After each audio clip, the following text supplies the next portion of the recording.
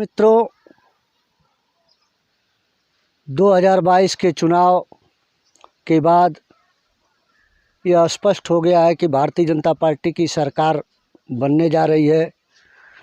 सारे चैनल, सारे लोग समीक्षा तो कर रहे हैं कि क्यों भारतीय जनता पार्टी की सरकार बनी, क्यों इतनी सीटें आई, कैसे सरकार के खिलाफ एंटी कमेंसी का रोल नहीं बना, क्यों नाराज लोग भी खुश हो गए और सरकार बन गई। क्या क्या कारण है, इस सारी चीज़ों पे मैं अपनी राय रख रहा हूँ यस भारत न्यूज़ की तरफ से। पहली चीज़ तो यह है कि 35 वर्ष के बाद उत्तर प्रदेश की राजनीति में 35 वर्ष के बाद ये ऐसा आया है कि दोबारा किसी सरकार ने रिपीट किया है अपने आप को। अब इस पे सोचने वाली बात है कि क्या कारण रहे कि फिर पुनः भारतीय जनता पार्टी को पूरी मेजॉरिटी के साथ उत्तर प्रदेश के जनमानस ने चुना है।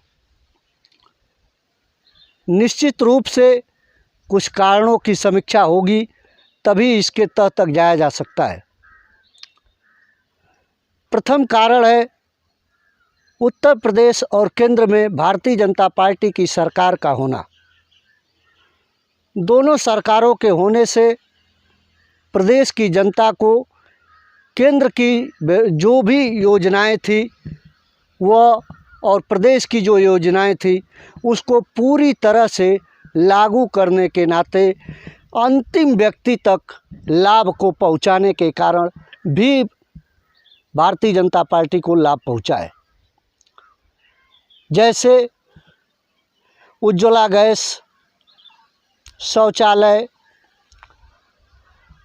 कोरोना काल में प्रबंधन की व्यवस्था और अन्न वितरण, यह सारे काम अंतिम व्यक्ति तक पहुँचे हैं, जिसके कारण यहाँ पर जातियों से ऊपर उठकर राजनीति में पहली बार ऐसा हुआ कि सारी जातियों की वोट भारतीय जनता पार्टी की तरफ ट्रांसफ़र हुए।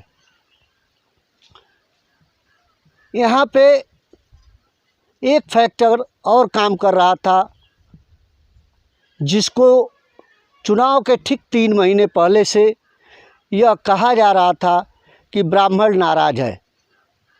निश्चित रूप से इस बात को बहुत तेज़ी से सारे लोगों द्वारा उठाया जा रहा था, लेकिन उसका असर नहीं दिखा। ब्राह्मण हमेशा भारतीय जनता पार्टी के कैडर का वोट रहा और वह पुनः भारतीय जनता पार्टी को ही चुना। आज जो लेवल उठ के आ रहा है कि कितने परसेंटेज के वोट भारतीय जनता पार्टी को गए और अन्य लोगों को गए, उसमें भी एक स्थिति ऐसी बनी है कि आपको चौंका देगी। भारतीय जनता पार्टी के पक्ष में ब्राह्मण वोट लगभग 65 से 72% के करीब तक गया है और 68 से 71% तक ठाकुरों का वोट भी भारतीय जनता पार्टी के साथ गया है। यहाँ तक कि 7 से 9% तक मुसलमानों का वोट भी भारतीय जनता पार्टी के साथ गया है। इसके बाद दलित वोट मायावती जी के इस पार्टी के जैसे लगा कि कमज़ोर तरीके से चुनाव में है, इसके नाते भी और दलित समाज के लोगों को अधिक से अधिक लाभ मिल गया। जहाँ भी हम लोग गए समीक्षा करते थे चुनाव के दौरान में, तो यह होता था कि पूर्व की सरकारों में जो व्यवस्थाएं मिलती थी वह हमारे तक नहीं पहुंच पाती थी, लेकिन इस बार ऐसा नहीं हुआ। अगर कोई भी योजना आई तो वह अंतिम व्यक्ति तक पहुंची, जिसका लाभ दलित समाज को भी मिला, जिसके कारण दलित समाज में भी अच्छा वोट भारतीय जनता पार्टी के पास चला गया। यहाँ पे एक चीज़ साबित करती है कि अगर जो भी कोई सरकार अपने कार्यक्रम को जनता तक पहुंचाने में सफल होगी, उसको ही मेजॉरिटी मिलेगी। यह तब का चुनाव नहीं है जब कोई झंडा देखकर उसके पीछे चला जाता था। आज हर जगह शिक्षा का माहौल है। दलित समाज से लेकर उच्च समाज तक जिसको भी आप कहें, उनके शिक्षा का स्तर बढ़ा है। सारे लोग अपने वोट को सोच समझकर, उसके महत्व को समझकर तब वोट करते हैं। पहले केवल नेताओं के नाम पर, पार्टियों के नाम पर वोट होते थे, लेकिन आज केवल नेताओं और पार्टियों के नाम पर ही नहीं, उनके काम पर भी वोट है।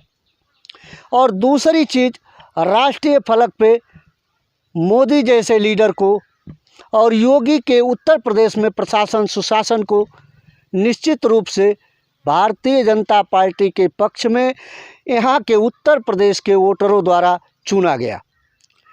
योगी के शासनकाल में उत्तर प्रदेश की राजनीति का परिवर्तन हुआ है। निश्चित रूप से 2002 के बाद से उत्तर प्रदेश की राजनीति में हमेशा यहाँ की जनता ने कभी मायावती जी को, कभी अखिलेश जी को और कभी योगी जी को, यानी भारतीय जनता पार्टी को पूरी बहुमत के साथ काम करने के लिए चुना। और उसका परिणाम यही हुआ कि पुनः एक बार मेजॉरिटी की सरकार बनाने का अवसर दिया। और इसमें कहीं भी ऐसा कुछ नहीं है कि नहीं ईवीएम की बात आ गई। लोग कर रहे हैं कि ईवीएम से ऐसी हैकिंग हो गई या ईवीएम बदल दी गई। अगर ऐसा हुआ तो और राज्यों में क्यों नहीं हुआ? निश्चित रूप से सारी पार्टियों ने मेहनत किया, लोगों के पक्ष में और विपक्ष में वोट पड़े, लेकिन उसमें एक चीज़ साफ थी कि किसके पास कितना वोट जाने वाला है, यह उनको समझ में आना चाहिए। अगर भारतीय जनता पार्टी के पास उसके कुछ कोर बैग वोट हैं, तो अन्य लोगों के भी कोर वोट हैं। उन सारे वोटरों के बाद भी आज उस कोर वोटरों में से भी भारतीय जनता पार्टी के पास वोट गए हैं। यादव के वोट, मुसलमान के वोट, दलित के वोट, ये जो टूटे हैं और सीधे भारतीय जनता पार्टी में जुड़े हैं, जिससे भारतीय जनता पार्टी की राजनीति में दोबारा वापसी हुई है उत्तर प्रदेश के चुनाव में। निश्चित रूप से लोगों की आकांक्षाएं बढ़ी होंगी, लोगों की आकांक्षाएं जो थी उस पर कुछ काम हुआ होगा। इसको देखकर उत्तर प्रदेश की जनता ने भारतीय जनता पार्टी को फिर से चुना है। इसमें एक फ्रंटल काम कर रहा था ब्राह्मण संगठन, जो ब्राह्मणों के हित में ये हो रहा था कि ब्राह्मण नाराज है। उसमें 138 ब्राह्मण संगठन मिलकर एक विप्र मोर्चा बनाए थे, जिसके राष्ट्रीय अध्यक्ष राजेंद्र कुमार त्रिपाठी जो अखिल भारतीय ब्राह्मण सभा रा के राष्ट्रीय अध्यक्ष हैं, उनको जो है विप्र संगठन का भी राष्ट्रीय अध्यक्ष चुना गया था। उन्होंने भी इसमें बहुत बड़ी भूमिका निभाई थी। उन्होंने भी सारे संगठन के लोगों से मिलकर भारतीय जनता पार्टी की तरफ वोट करने के लिए जो कहा था, उसका भी असर कहीं ना कहीं भारतीय जनता पार्टी की जीत के इस नींव में काम किया। और इसी के नाते आज भारतीय जनता पार्टी पुनः जो है सरकार बना रही है। मैं संजय मिश्रा, यस भारत न्यूज़।